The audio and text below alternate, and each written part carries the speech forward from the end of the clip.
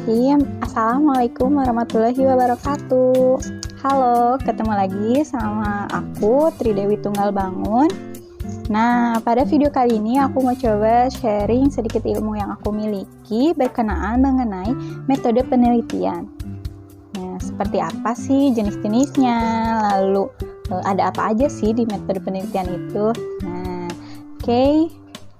Jangan kemana-mana, tetap simak videoku yang ini ya. Nah, secara garis besar, metode penelitian itu tergolong ke dalam dua jenis. Yang pertama yaitu ada penelitian kualitatif dan penelitian kuantitatif. Penelitian kuantitatif adalah penelitian yang berkaitan dengan angka-angka. Sedangkan untuk penelitian kualitatif adalah penelitian yang tidak berkaitan sama sekali dengan angka-angka.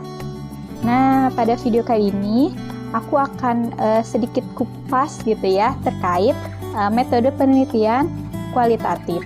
Seperti apa jenisnya, lalu bagaimana sih langkah-langkah atau tahapan dalam penelitian kualitatif, lalu langkah-langkah dalam pengumpulan data, dan bagaimana sih proses analisis datanya. Seperti yang udah aku sebutkan tadi, bahwasanya kalau penelitian kualitatif itu penelitian yang tidak berkaitan dengan angka-angka.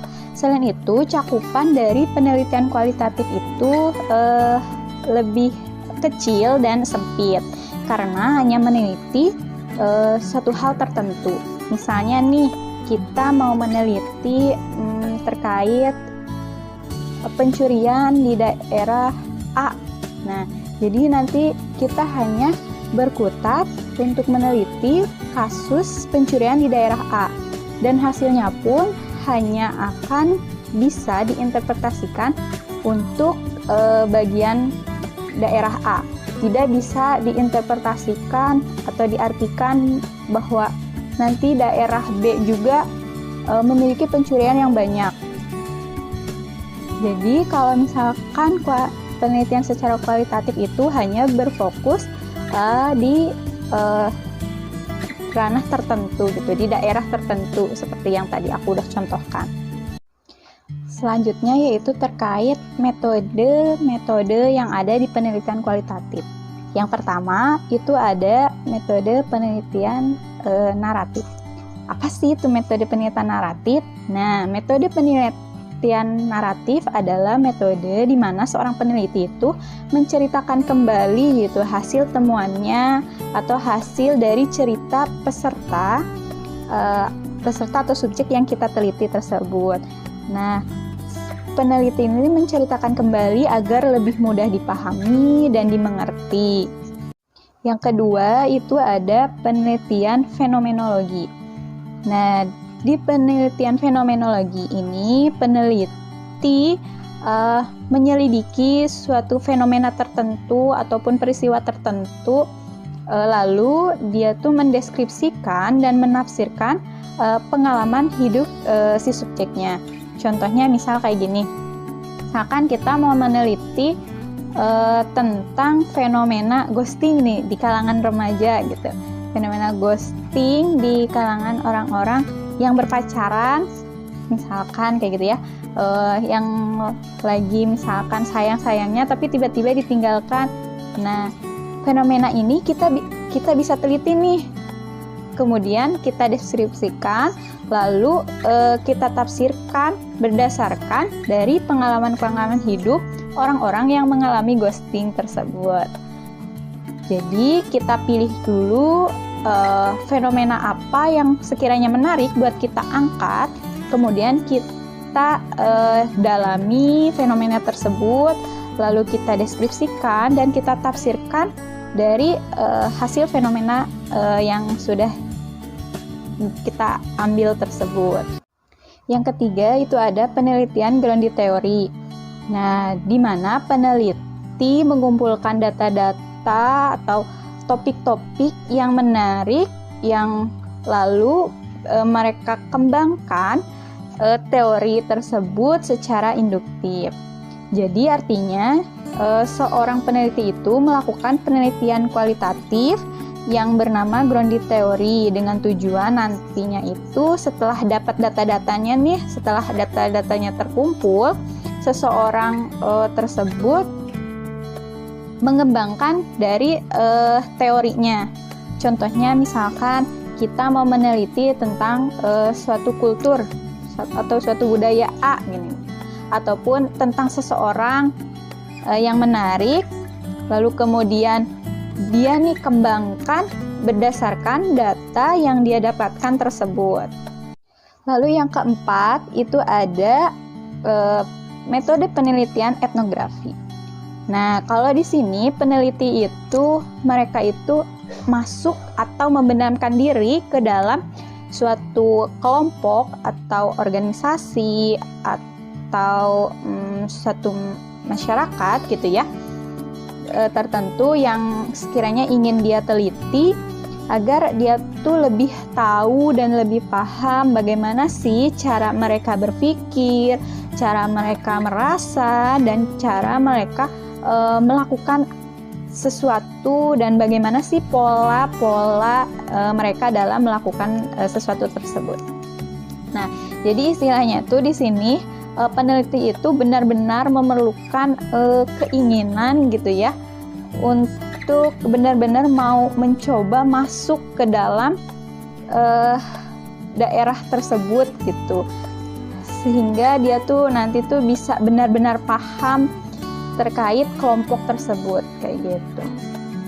Lalu yang kelima itu ada metode studi kasus, di mana peneliti itu menghubungkan teori dengan praktik gitu ya, dan mendorong perubahan sosial yang ada. Biasanya itu studi kasus itu banyak digunakan oleh tenaga pendidik gitu, bisa guru, dosen kayak gitu ya. Nah, misalnya nih seorang guru mau meneliti terkait masalah gitu ya ketika melakukan pembelajaran daring misalkan gitu ya, di mana banyak mahasiswa yang hadir di Zoom tapi kameranya dimatikan. Nah, bagaimana sih seorang guru ini dapat memastikan bahwa siswanya itu masih ada di tempatnya gitu, nggak kemana-mana, tidak hanya sekedar hadir dan masuk tapi kameranya dimatikan. Nah, seorang guru tersebut ingin mencari solusi dari hal tersebut. Jadi bagaimana caranya memastikan bahwa siswanya tersebut kalau Zoom mereka itu benar-benar hadir kayak gitu. Nah, dengan adanya studi kasus ini guru tersebut bisa gitu mengambil kayak teori-teori apa sih yang sesuai dengan masalah yang ada. Bisa kita cari misalkan tentang teori motivasi, ataukah perubahan gaya metode belajarnya, atau hal-hal yang lain yang sekiranya bisa masuk dan sesuai dengan masalah yang ada. Nah, ada beberapa poin penting yang perlu kita perhatikan dalam melakukan penelitian kualitatif. Bahwasanya perlu kita ketahui bersama dalam penelitian kualitatif ini kita tidak fokus pada nilai gitu ya, seperti yang sudah aku sebutkan tadi, dan ataupun pengukuran variabel, karena bukan itu tujuan dari penelitian kualitatif ini. Tetapi tidak menutup kemungkinan jika seorang peneliti ingin mengcombine gitu antara penelitian kuantitatif dengan penelitian kualitatif ini gitu ya, sehingga melibatkan angka-angka dan data statistik lainnya. Tetapi juga jika penelitian kualitatif murni itu memang benar-benar pure, tidak berkaitan dengan angka-angka, karena mereka tuh lebih mengedepankan bagaimana sih seperti pendapat dari pesertanya atau dan lain sebagainya. Sehingga dalam penelitian kualitatif ini, baik itu metodenya seperti tadi naratif, etnografi, fenomenologi, studi kasus, dan lain sebagainya, itu kita selaku peneliti tidak berhak untuk menghakimi apapun jawaban dari peserta. Di sana, di dalam penelitian kualitatif itu tidak ada kata benar dan kata salah. karena pure data yang didapat itu dari hasil yang ada di lapangan tersebut. Oke, kita ke next bahasan, yaitu tentang tahapan dalam penelitian kualitatif.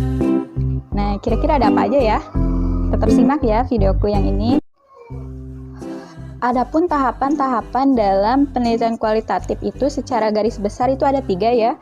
Pertama ketika pralapangan, lalu ketika di lapangan, dan ketika proses analisis datanya. Oke, kita bahas yang pertama dulu ya, yaitu tentang tahap pralapangan. Di tahap pralapangan itu ada beberapa poin yang mungkin harus kita perhatikan juga gitu ya. Seperti yang pertama adalah menyusun rancangan penelitian. Kita tentukan dulu nih topiknya mau apa, kita mau mengkaji tentang apa, mau meneliti tentang apa, lalu kiranya hal-hal apa aja sih yang menarik atau yang sekiranya bagus nih buat kita teliti menurut kita gitu ya. Lalu yang kedua itu memilih lapangan penelitian. Nah, kira-kira kita mau ngambil datanya di mana nih? Mau di sekolah kah? Mau di kampus kah? Atau mau di masyarakat kah? Nah, itu disesuaikan lagi juga dengan topik pembahasan apa yang mau kita angkat. Lalu yang ketiga adalah terkait mengurus perizinan. Nih, ini juga tak kalah pentingnya terkait mengurus perizinan. Misalkan kita mau meneliti tentang budaya organisasi tertentu, maka kita harus izin dulu nih sama, misalkan kalau budaya organisasinya di perusahaan, maka izin dulu ke bagian perusahaannya, apakah diperkenankan atau tidak jika kita melakukan penelitian di sana. Ataupun jika di kampus mungkin bisa izin dulu ke kaprodinya dan lain sebagainya, kayak gitu ya. Lalu yang keempat itu adalah menjajaki dan menilai lapangan. Nah, kira-kira ketika kita berada di lapangan itu, mereka itu merasa terganggu nggak ya sama kedatangan kita? Ataukah mereka merasa fine-fine aja gitu, nyaman aja ada kita? Nah, kita juga harus mampu menilai terkait lapangan yang akan kita pilih. Lalu yang kelima adalah memilih dan memanfaatkan informan. Maksudnya apa sih? Nah, di sini kita bisa memilih informan mana sih, orang-orang yang mana gitu yang sekiranya nanti akan mempermudah, membantu kita dalam mendapatkan informasi yang ada gitu. Dengan adanya bantuan informan ini sebenarnya mempermudah kita dalam pengambilan datanya. Yang keenam itu adalah menyiapkan perlengkapan penelitian. Nah, kita siapkan apa aja sih instrumen atau hal-hal yang sekiranya akan kita butuhkan ketika kita akan mengambil data tersebut gitu. Lalu yang ketujuh adalah persoalan etika penelitian. Bagaimana etika kita, sikap kita ketika melakukan penelitian tersebut. Kita juga harus memperhatikan hal tersebut.